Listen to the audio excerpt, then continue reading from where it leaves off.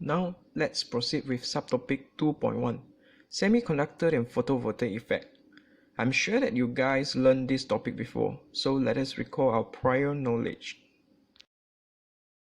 Semiconductor is a solid substance that has a conductivity between that of an insulator and that of most metals, either due to the addition of an impurity or because of temperature effects.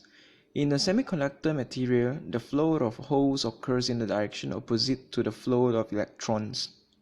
Examples of materials of semiconductor are silicon and germanium from group 14 periodic table.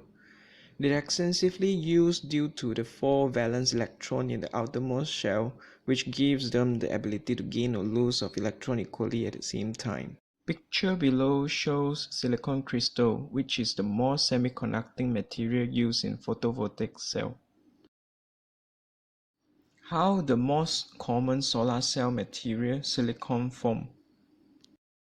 Silicon can be made by sand, which can be converted to 99.999% pure silicon crystal to use in solar cell. Below is the complex purification process. Sand plus carbon undergoes 2000 degrees Celsius temperature to become 98% purity raw silicon.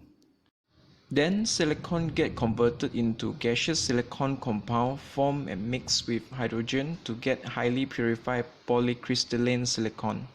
Hence, the silicon ingots are reshaped into very thin slices called silicon wafers.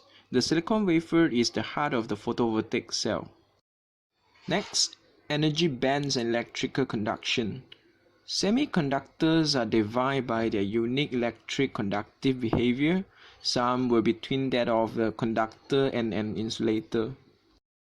The differences between these materials can be understood in terms of the quantum states for electrons, each of which may contain 0 or 1 electron by Pauli exclusion principle. The meaning of Pauli exclusion principle is, in an atom or molecule, no 2 electrons can have the same 4 electron quantum numbers.